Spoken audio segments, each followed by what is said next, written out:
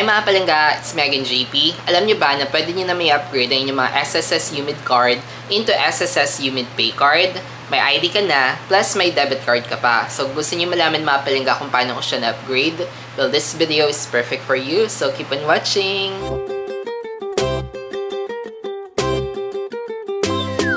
And before we start mga palangga, disclaimer lang po, hindi pa ako nag-work sa SSS or sa Union Bank. So kapag may mga issues kayo na may encounter about your SSS account or with your Union Bank account, please reach out directly to their customer service. And share ko lang din sa inyo mga palangga, ako kasi yung tao na gusto ko organize yung mga online accounts ko na kung saan na monitor ko from time to time. Kasama na nga dun mga palangga ang SSS online account ko. So meron akong SSS mobile app sa cellphone ko na kung saan na-check ko from time to time yung mga contributions na meron ako at kung ano man yung mga updates na meron sa SSS online account ko. Then last year of December nga mga palangga, nakareceive ako ng notification sa online account ko na pwede ko na daw may upgrade yung aking SSS UMID card into SSS UMID Pay card.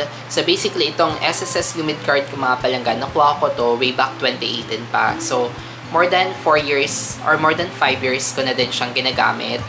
At dahil na-curious din ako kung ano nga ba yung feature nung bagong UMID card, so I decided na i-take na yung opportunity para may upgrade yung aking current SSS UMID card. So kung meron na kayong SSS UMID card mga palangga, i-access nyo lang yung inyong online accounts. Much better na gumamit ng web browser or computer browser na kung saan makikita nyo pa yung madaming options na pwede nyo gawin sa inyong online account. Doon kasi sa mobile app mga palangga is limited lang yung mga options. Kaya much better na pumunta na kayo ng web browser para i-access yung inyong online accounts. Then, doon sa page mga palangga, hanapin nyo lang yung services doon sa taas. And then, from the list, piliin nyo lang yung upgrade to SSS UMID Pay card.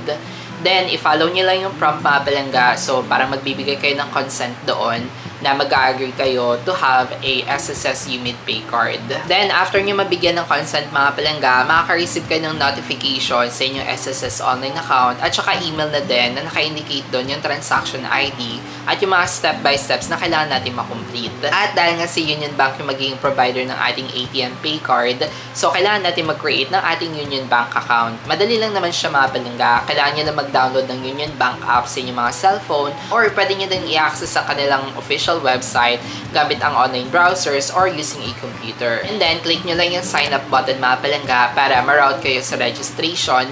And then, during registration, piliin nyo lang mga palangga yung government card with savings account. Hihingin nyo yung transaction ID na na-receive nyo kanina sa notification or sa email nyo. So, kailangan i-input nyo ng tama yung transaction ID doon.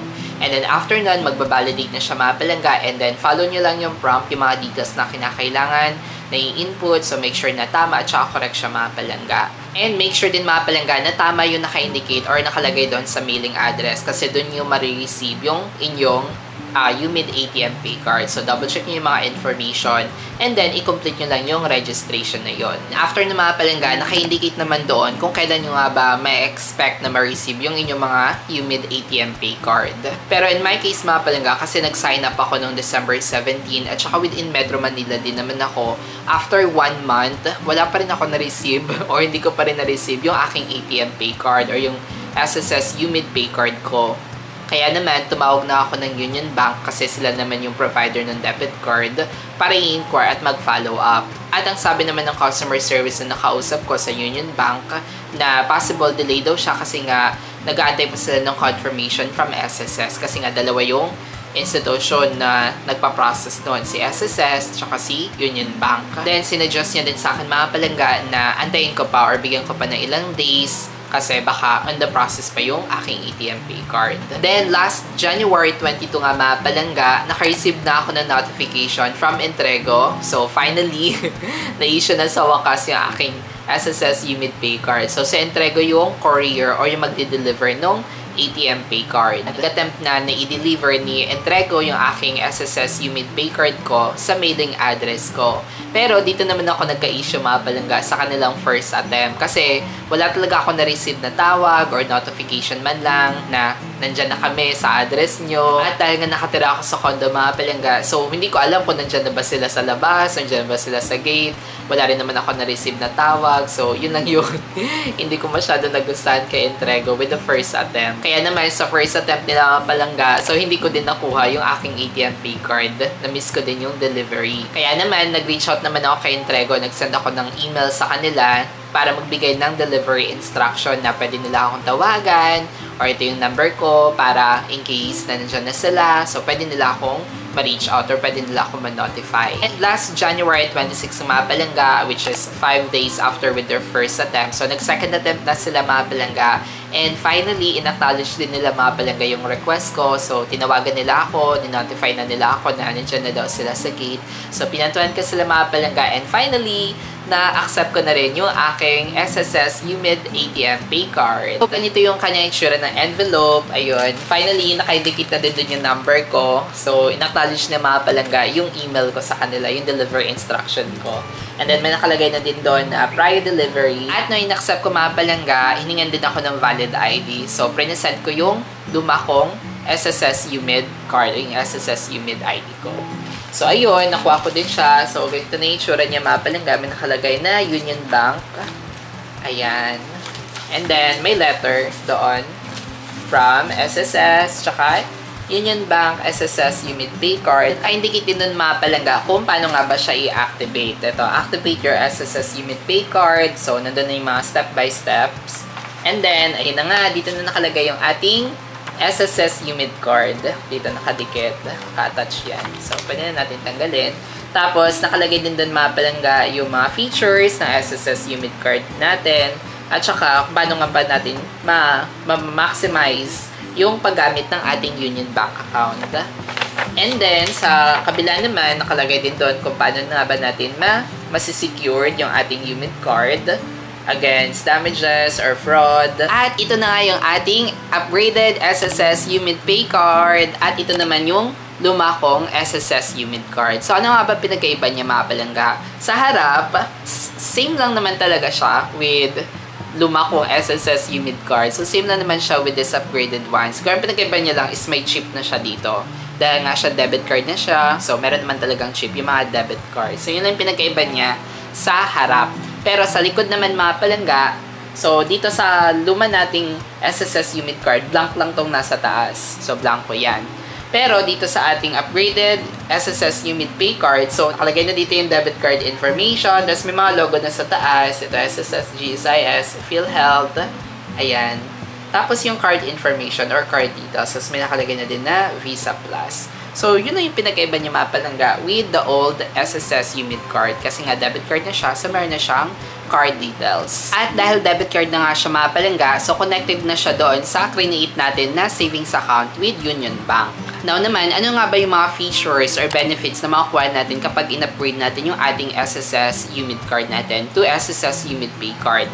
So, sabi dito, you can receive your SSS loans, proceeds, benefits, and refunds directly to this account. So, kapag may mga transaction kayo with SSS, especially for disbursement, so, pwede nyo na magamit yung inyong debit card or yung Union Bank account to receive those disbursements or mga proceeds and benefits natin.